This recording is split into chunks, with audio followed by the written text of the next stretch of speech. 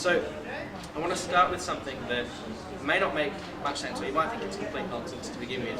And even if you think it's complete nonsense by the end, I'm sure you'll at least understand what I mean by it. So I think that great literature is the harmonious interplay of the existential and the archetype.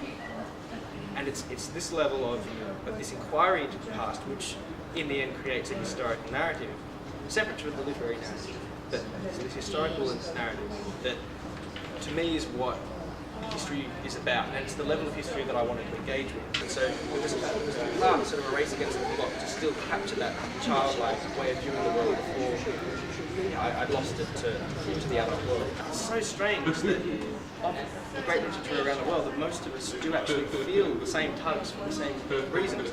The archaeology is in, shall we say. This to me is where I think literature is actually heading.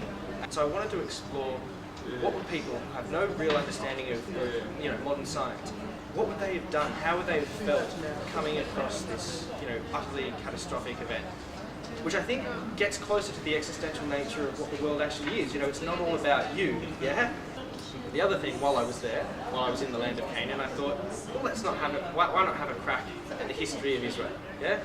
The historical nature of the state of Israel. But you don't just need one, you have multiple patterns, all interrelating, with every character having their own archetypal journey in relation to the world around them.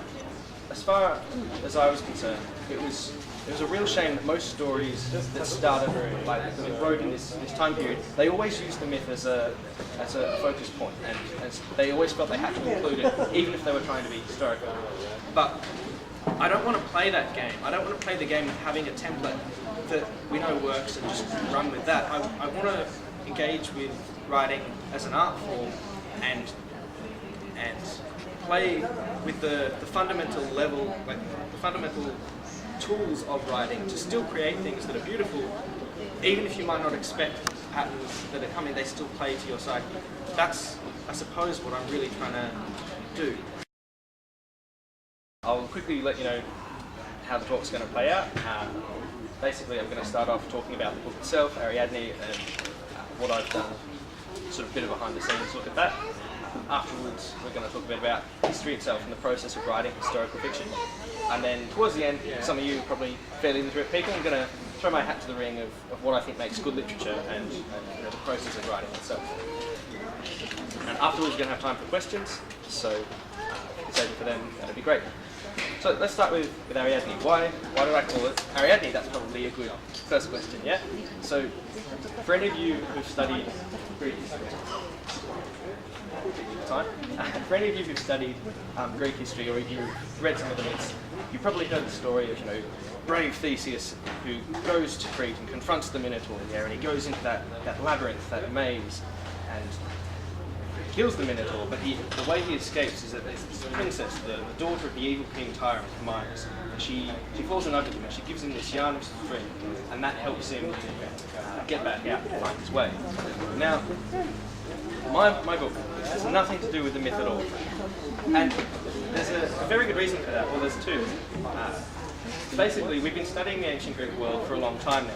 We've been about 200 years. And so, as far as we can tell, from the archaeology, constructing the history and sort of the culture of these people back in the Bronze Age, it's actually quite different to the myth. And as far as I was concerned, it was a real shame that most stories that started that wrote in this time period, they always used the myth as a focus point, and they always felt they had to include it, even if they were trying to be historical.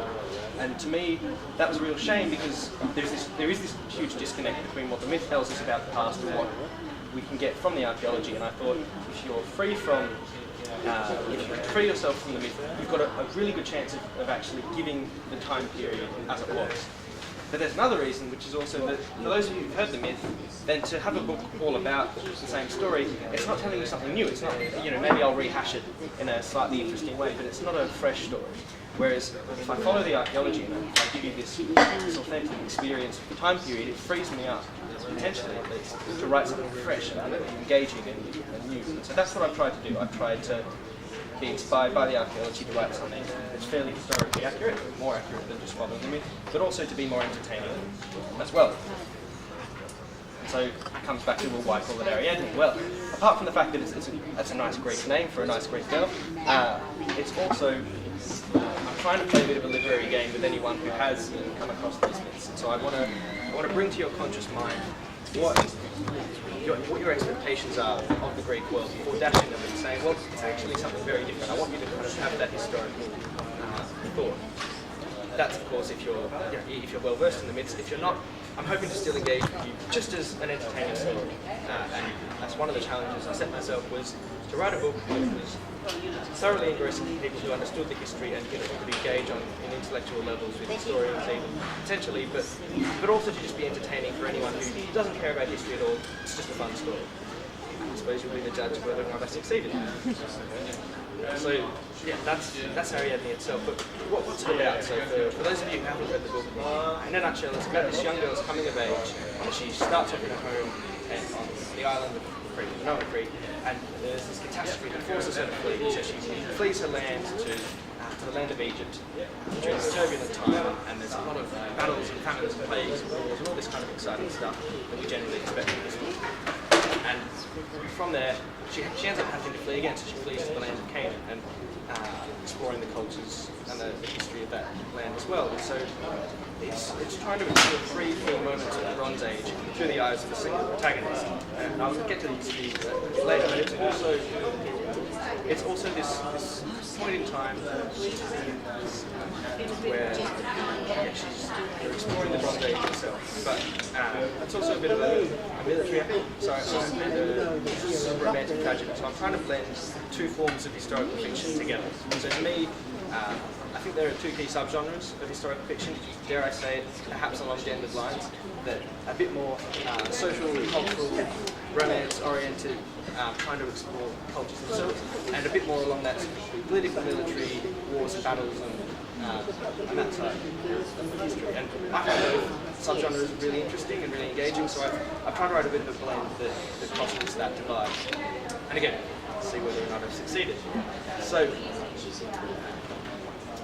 there's a lot of questions I've gotten trying to sell this book, and the first one is, well, you're a young guy, yeah? Well, at least you look like a young guy. So, why would you try and write your first book from a woman's perspective? And maybe some of you have thought that as well. And to me, the key reason was, now I'm not going to give any spoilers in the book itself, I'll try not to, but it was about the ending. And so, the ending was the first part of the book that came to me. And to me, it was the woman's perspective in that ending that was the most interesting, the most powerful. And because I wanted to write to that ending, I felt that in one sense I had to write from a woman's perspective. I didn't have a choice. I needed to start earlier and lead up towards it. And so, having that need in mind, I just gave it a shot. And this is, I suppose, the end result. So, thought a lot about it, but that's the case. And so, I did try. I suppose I wrote a fair few male characters in because I found it a lot easier, but that's why I wrote my protagonist, Ariadne, as a woman. So there's a lot of other things, themes and I suppose aspects of the book that maybe you're interested in, especially those who've read it. Happy to discuss them a bit more at the end when you're asking questions. There's one last thing I will say for the moment, in that a lot of people think that your first novel is quite often it's your sort of thinly veiled story, just as an allegory or something in some other time period. The stereotypical debut. And I may write a novel like that at some point, but this book is really not like that for me. There's not much of my life in there. It really is trying to engage with the history and these periods in time. But there's one key thing that does reflect my life as well, and it's, I suppose, the main reason why I really did want to write this book now, and it's that coming of age aspect. So, from my end, when I started writing this book, it was before I was 20, and I still remember what it was like to be a child. And as you all know, anyone before they're 20 probably is a bit more of a child these days. But but I really valued that, and I wanted to I wanted to engage with that before I lost it. And so it was part sort of a race against the clock to still capture that childlike way of viewing the world before I'd lost it to the adult world. And so in part, it's capturing that to begin with, but also Ariadne's journey, her coming of age, it does in part reflect mine in the sense that you're engaging with the real world, the adult world, as Hobbes so famously put it, nasty, brutish and short. So trying to give you that feel, but also towards the end of the book exploring what it's like just to have suffered so much, but to still have this childlike quality to you at times, and when you get the opportunity to let that out. And I think it is really valuable, no matter how old we are, to still hold on to our inner child and to value it for what it is. But on to history. I've had historian training, and I think that history is really valuable, and especially how we approach it. And a lot of people in writing historical fiction or writing or reading seem to think that, one seems to think that it's about, the good historical fiction is, well, how many facts are in it? How many facts are in this book that are true? Yeah, it's a good historical fiction, the better it is, the more facts you manage to cram in. But to me, I think that's just completely wrong for so many reasons. And I want to start you with a quote from probably my favourites. My favourite historian, a guy by the name of Edward Howard Carr. He wrote about the 1920s, and his book, What is History? That modern historians are in danger of knowing more and more about less and less, being sunk without trace in an ocean of facts. And see, if all you do is engage with the level of facts, you're missing the bigger picture. And I think it's worth getting back to what history actually means. And being a Greek scholar, I'd like to give you the Greek form of it, which is all the way back to sort of Herodotus, Thucydides, this idea that history, it comes from this Greek word historia, which is, it means an inquiry. So history, in a sense, it's this inquiry into the past. And I think that's the crux of it. So rather than just being the facts, it's the historian in the present moment engaging with the facts of the past for some reason. It's this process. It's not just one-off. It's not a one-off thing. And so, to me, it's about. History is always changing. History is always evolving because the present moment keeps changing. And this is to me why time periods like this, like the ancient Greek world, the ancient Roman world, will always be engaging to people because we keep evolving ourselves. And so there are fresh challenges that we look to the past, in part to try and help answer. And it's this level of this inquiry into the past which in the end creates a historical narrative, separate to the literary narrative, but this historical narrative that to me is what history is about, and it's the level of history that I wanted to engage with. So facts are interesting, facts are important, do your research, but to me I'm engaging with historical fiction from the level of the historian with the historical narrative. And so, what's that about?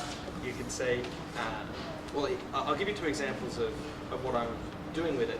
But just to start off with, the facts to me, I don't want to be enslaved to any individual fact. I consider the facts subordinate to that higher goal of the historical narrative and to the literary narrative as well. And so, those to me, they compete for sort of pride of place of what are you trying to get out of the narrative. The facts are always subordinate to both. So the first example of this is the historical time periods I've worked with, the three key moments. They're all within the Bronze Age, the Bronze Age world of ancient Greece, but they happen at different times, roughly a few hundred years apart. And yet I've merged them all into the lifetime of a single protagonist, even dare I say within about 10 years, which is, it's a very short thing to do, to close the historical timeline. But I don't feel that it detracts from what I'm trying to do to present these periods to you. And so I was happy enough to sacrifice the historical time period, the timeline, for that goal, that higher goal of sharing these moments with you. And to take a literary example, for those of you who read the book, you'd know the first few chapters I have horses. So we've got some horse and cart that the Ariadne and her family travel on. And there weren't actually horses back in ancient Greece, or in ancient Crete at this time. And even in Egypt, so the period that I come to in Egypt, horses potentially just came in, but they wouldn't have been used as chariots by the Egyptians in the way that we expected. But either way, it's a literary motif that we're so used to. Yeah, this sort of horse and cart, this travelling image that, and it suited a plot device of how they were going to get from one place to another fairly quickly. So to me, I was aware that what I was doing was in the face of the historical facts, but it was worthwhile from a literary perspective to have that travel, to have that motif that you were used to. So I think so long as you do your research and you know what you're playing with, you have the right as an author to pick and choose what facts are going to support both your narratives. And I want to get now to which sort of the key historical narratives I'm actually trying to push in my book. The overarching one is trying to give you the Bronze Age world in the gritty way that it was, in trying to give it to you as truthfully as I can in that sense. And so, and that permeates sort of the whole book, and rather than myth. But for each of the individual cases, I just want to explore a bit more. So the first part of the book, I'm trying to explore on Minoan Crete, just off Minoan Crete, there was an eruption on the island of Thera. In the modern world, we call it Santorini. And this was perhaps the most, well, if not the most cataclysmic eruption to ever affect human civilization. It is way worse than Pompeii, worse than Krakatoa, right next door to this flourishing civilization that it cut short in an instant. And to me, just trying to imagine what those people would have felt like, what they would have gone through at that time, it's an amazing thing to try and do. So I wanted to explore what would people who have no real understanding of modern science, what would they have done? How would they have felt coming across this utterly catastrophic event? And so the first third of the book is really trying to explore that from a historical perspective. The second third, I'm trying to explore what's called the Second Intermediate Period in Egypt, but the Hyksos invasion. So basically, there are these foreigners who come into Egypt, they take over northern Egypt, the Delta, all the good land, and they rule for a time. And you have these political tensions between the Egyptians and these Hyksos invaders who are in charge over them. And I suppose I'm trying to explore, in-group, out-group tensions and tribalism and this kind of stuff, but also even just the morality of, living in this horrible political situation, regardless of whether you're the oppressor or the oppressed. How do you act in a moral way when the situation you're in is already so messy? So that was another thing I was trying to explore there. And in the third section, in the land of Canaan, there's a few things I'm trying to explore. Partly that, again, that in-group, out-group pressure and dynamics, but also a key thing is we actually know who the Philistines were in the land of Canaan. The archaeology is in, shall we say. And we know that they were Proto-Greek peoples, probably Mycenaeans, but roughly speaking the same kind of people that I'm dealing with in the book. And it's not very well known. You hear it potentially in older texts of, they've got these people and they're in this land and we don't really know who they are. And to me it's really exciting to be able to connect the dots and to be able to say, well, we do know actually a fair bit of who these people are and what their culture is. And so I wanted to explore that with you and to make it known potentially in a more public way. The other thing, while I was there, while I was in the land of Canaan, I thought, well, let's not have why not have a crack at the history of Israel, the historical nature of the state of Israel, and so, well, the ancient state of Israel. And roughly speaking, there are two main historical, plausible reasons as to how they could have come into existence. Either they grew indigenously out of the local Canaanite population, or they came in from elsewhere. And the latter is perhaps more widely held, and it's something that does have a fair degree of support behind it from various people, and it's what I chose to explore. So I explored not only sort of the historicity of that, but also the culture of the people at the time, and really trying to engage with, as best we can understand, how they saw themselves and potentially how today we might see their culture as well, from an outsider's perspective. So these were the key historical, I suppose, goals that I set myself, and as with everything, we'll see if I succeeded. But I want to move on now to writing itself. So most of you here, I'm guessing, are probably fairly literary, And so hopefully this is even more entertaining for you than dash of history. So I want to start with something that may not make much sense, or you might think it's complete nonsense to begin with. And even if you think it's complete nonsense by the end, I'm sure you'll at least understand what I mean by it. So I think that great literature is the harmonious interplay of the existential and the archetype. And to expand upon that, by archetypal, I mean telling stories the way we want to hear them. And I'm not meaning just sort of you, the ego, the conscious self that you think that you are, but on an unconscious level. So Carl Jung came up with this idea of the archetypes. It was in a sense the fundamental building block that all stories were based on. That was the idea. And not just the building block, but the patterns that they interweave with each other.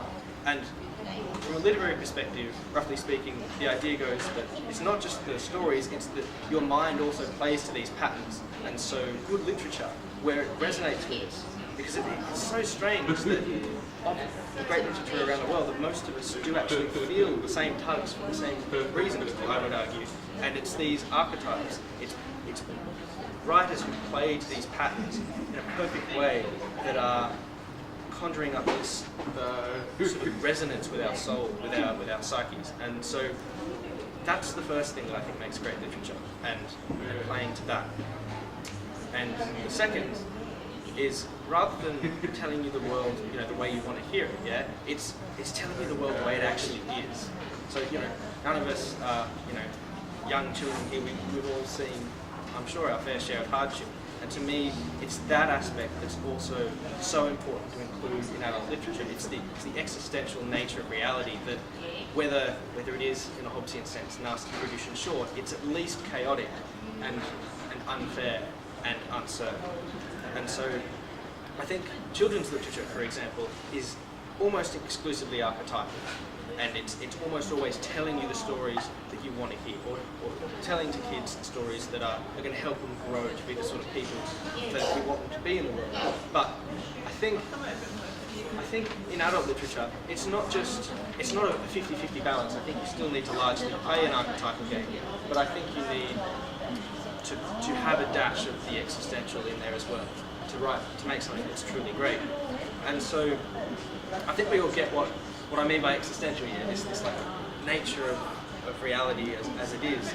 But I want to spend a bit more time now delving into the archetypal, because it's something that I suppose isn't so well known, and if you have heard of it, you might have heard just snippets of it here and there. So I want to explore especially two key things that I think scare people away from considering Jung's archetypes with respect to literature. And the first is the idea that it's just a motif.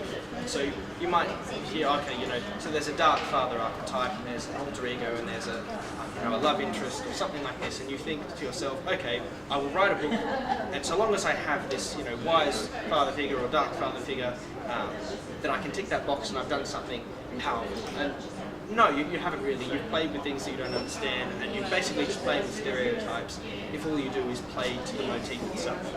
To me, the first thing to understand about writing in an archetypal way is it's not about the individual motifs, it's about how they interplay, it's how they interact. And so it's about, well, how does the hero interact with the Dark Father, and with their interaction, how does potentially the Dark Father change or the hero change? And there are multiple permutations of that.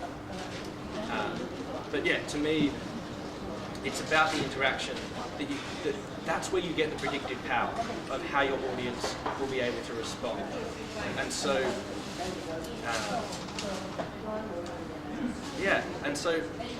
I think it's this pattern, and the more you study sort of Jungian detail, I would argue, the more you see how these patterns play out, and the more you can predict, okay, so if this character is related to that character in this particular way, then this is the way the plot should necessarily go most of the time. And this is how people will generally feel with respect to that. And so this is my take, that you can predict not just what you should be doing in the book, but how the majority of your audience will feel with relation to it. But there's a trap here, and so this is the second trap I'd like people, or to warn people about as far as I'm concerned, which is to focus on only one pattern. Now, there was a man by the name of Joseph Campbell who really popularised Jung. And I think he did a pretty bad job in some ways, in that he focused on the hero's journey. Now, the hero's journey wasn't, it was there in Jung, it's not like it wasn't, but there was more to Jung than just the hero's journey, and Campbell focused solely on that.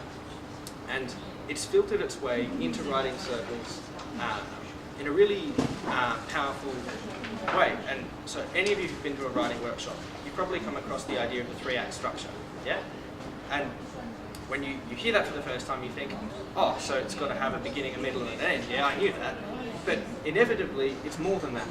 Whenever someone talks about the 3-act structure, they always get into the hero's journey. And so, you must have a call to action within the first, quarter or fifth of the book. Otherwise, the whole thing's nonsense, and you'll fail completely. Or, after that, the hero needs to, learn from their mistakes and have a few trials and grow as a person. And there's got to be, a death and rebirth, even if it's just symbolic.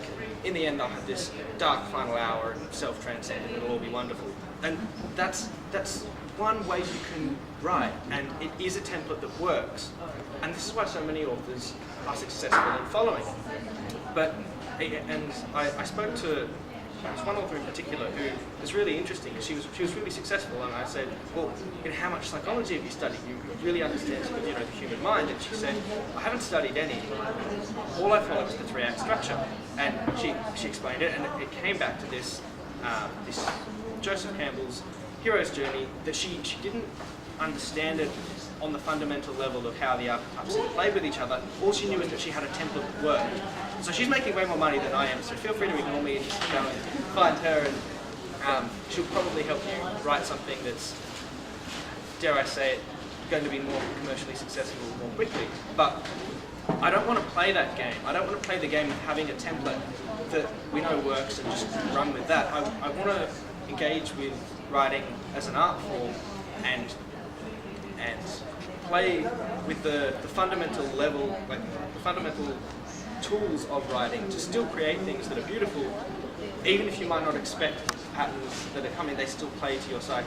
That's, I suppose, what I'm really trying to do, which maybe is a brave thing for a first author to throw his hand in the ring to, but I'm trying it nonetheless. And so I don't think it's just me who's gone down this path, and I want to talk a little bit now. And tons of time. So I want to explore a little bit of what this actually means sort of when you're writing your characters in an archetypal way.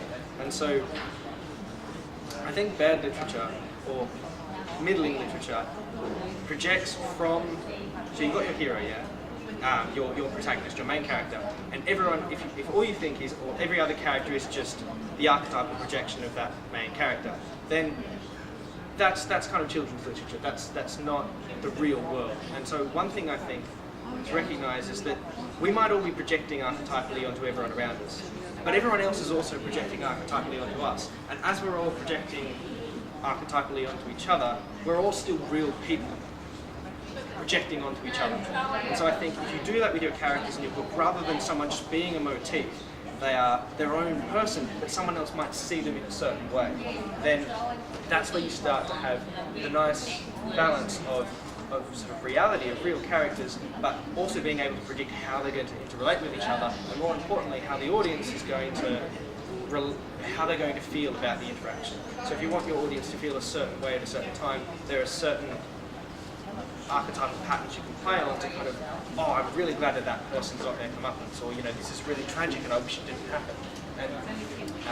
And it's about creating those, I would say, those authentic characters who project onto each other but are still sort of true as best as you can make them. And one aspect of this is going beyond Campbell's hero's journey with your protagonist and being prepared to engage with multiple patterns of how these archetypes can play themselves out. So the hero's journey it's a success story, you could say, of things end up working out and succeed at the end of the day. But there are tragedies in literature too, yeah? There are plenty of patterns where things don't work out, and I think it's really useful to broaden your mind, partly so you've got these other tools that you can play with, so, especially so, you can expand your characters to be multiple locus points, multiple heroes in and of themselves, to have their own tragedies, to have their own success stories, to have their own patterns playing themselves out. You don't just need to have one pattern. You might have one overarching one, but you don't just need one. You have multiple patterns, all interrelating, with every character having their own archetypal journey in relation to the world around them. And this, to me, is where I think literature is actually heading. And it's not just, I don't think it's just a fad or a trend. I think we are becoming increasingly complex with things like really long TV shows that people can just binge, or writing books that are 600 pages long and just have a whole series of them. We're having the option to sort of explore these multiple perspectives, which I think gets closer to the existential nature of what the world actually is. It's not all about you, yeah? It is about you, but it's also about everyone else who's in existence. And I think when literature starts to capture that, I suppose it becomes all the more beautiful for doing so. And so an example that I'll throw at you is, I really do think that A Song of Ice and Fire, Game of Thrones, this phenomenon that has taken the world by storm. One of the reasons it's so powerful is it's gone beyond just a single protagonist, and it's got all these different sort of internal hero's journeys that everyone's going on, but beyond the hero's journey, all these different patterns that are playing themselves out, and you can't tell who's going to have their comeuppance, or what tragedies are going to befall people. I think you can predict, actually, if you understand the archetypes, what's going to happen to people in that show. And this would be my point, that it's these sub-stories, these sub-patterns, and branching out from just a single individual that make it so powerful. And so here's a final in-joke with you, or sort of insight into why I call the book Ariadne. And especially the first time you read it, you'll probably see it as her journey. And in a sense, it is her journey. In a very real sense, it is. But there's a subtlety to the book that I've tried to put in there, which is she lives in a world that, in a very real way, it's not all about her. And so that's one of the reasons why I felt, I'm sure a few of you have had different responses to the ending, but in one sense, to me, at least on one level, it's a bit of a tragedy, and it's partly her tragedy in the face of the existential, face of her sort of having to live in this existential world and make impossible decisions along the way. And she ends up, in one sense, coming to this tragic moment because of the decisions that she's made, even if she, in one sense, couldn't have made them any other way. And I partly feel like I can make this, say, slightly different ending to what you expect. And I tried to set you up with an archetypal ending that you were wanting, and then dash it with the existential ending instead of what the real world actually gives you.